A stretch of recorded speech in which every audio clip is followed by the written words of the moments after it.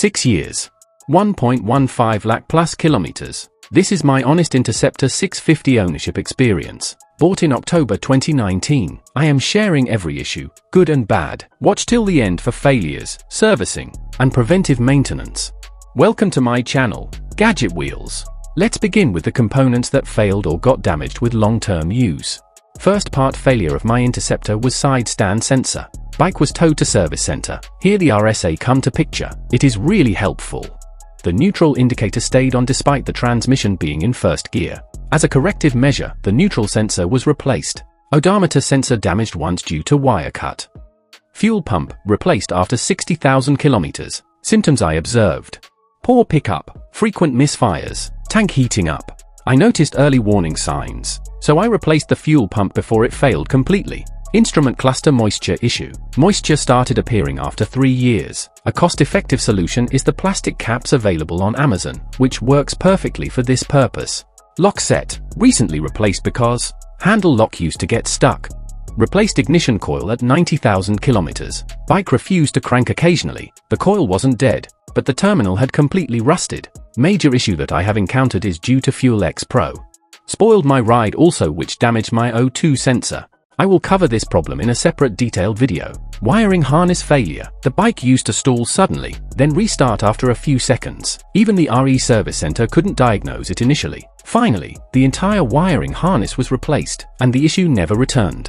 Chassis broken once. The Interceptor 650 chassis is not designed for heavy top boxes, especially when they're fully loaded and used regularly. In my case, the chassis actually cracked due to continuous use of a heavy top box. I got the chassis reinforced properly, and after that, I've been using my Givey top box without any issues. Keep top box weight minimal, or use side panniers or soft luggage for touring. Relays. Fuel pump relay failed once, and the starter relay failed once. I always carry spare relays in my toolbox.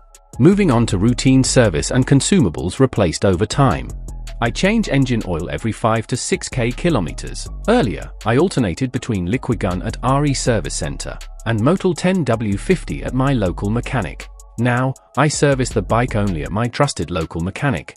And I have recently switched to Silcoline 10W50, which comfortably extends oil changes to 8 to 9k kilometers, with noticeably better engine smoothness. The stock DID chain lasted me around 45,000 kilometers. Replaced the chain along with both the sprockets.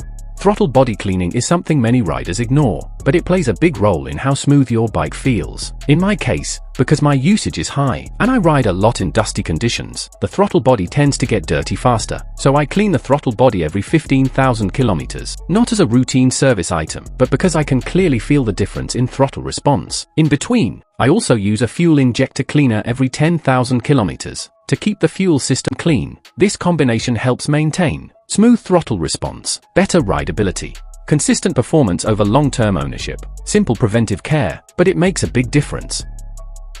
The clutch plates were replaced once at around 50,000 kilometers. Considering city traffic and touring usage, this is completely normal. The swing arm bearing was also replaced once. After replacement, there were no repeat issues. These are not failures. They are parts doing their job and wearing out naturally. I am using YSS suspension with fork oil 15W grade.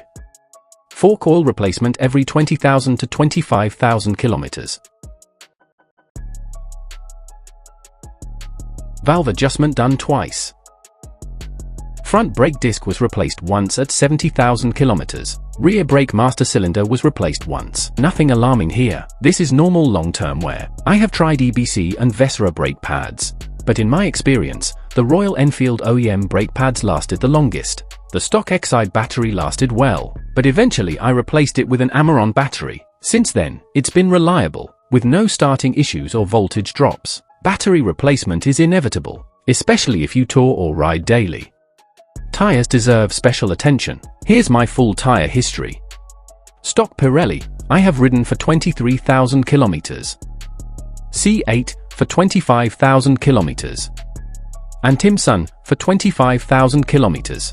All 3 tires performed decently with 1 puncture each. Later, I switched from spoke wheels to alloy wheels and mounted Vredestein tires, my 4th set. Unfortunately, the Vredestein rear tire had 4 punctures within 15,000 kilometers. Now here's the important part. Because of alloy wheels, I could continue riding safely even after punctures.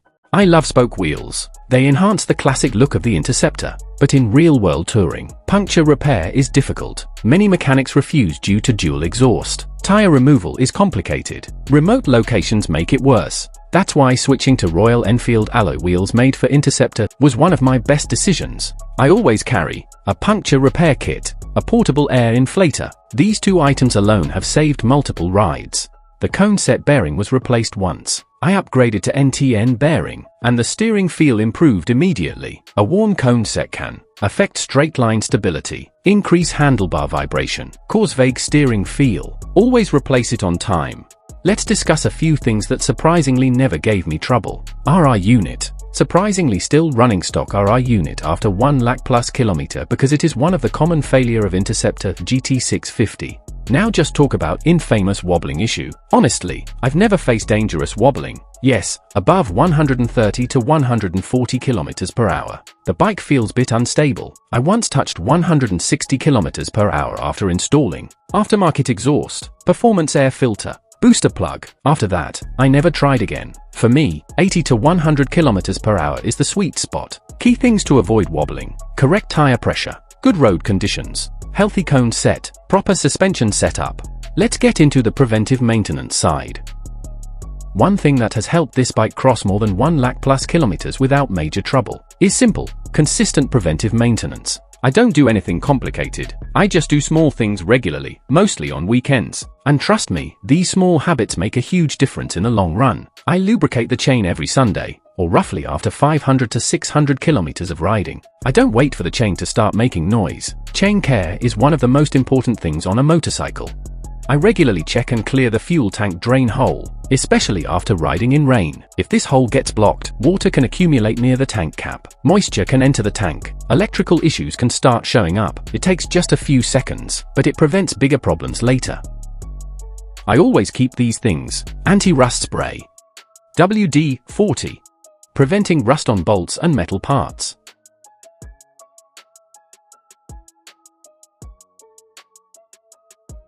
WD-40 contact cleaner, cleaning electrical contacts safely,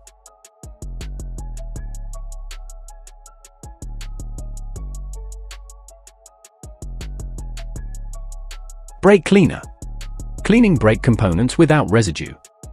Whenever I notice moisture, rust formation, or dirt buildup, I address it immediately. I do not prefer high-pressure washing. High-pressure jet spray can force water into electrical connectors, damage seals, cause long-term electrical issues. I only wash the bike when it's really dirty, and I use a mild cleaning agent. No aggressive chemicals, no direct pressure on sensitive areas. Slow, gentle cleaning works best. After riding the Interceptor 650 for more than 1 lakh plus kilometers, my opinion about this motorcycle is very clear. The engine is the biggest strength of the Interceptor 650.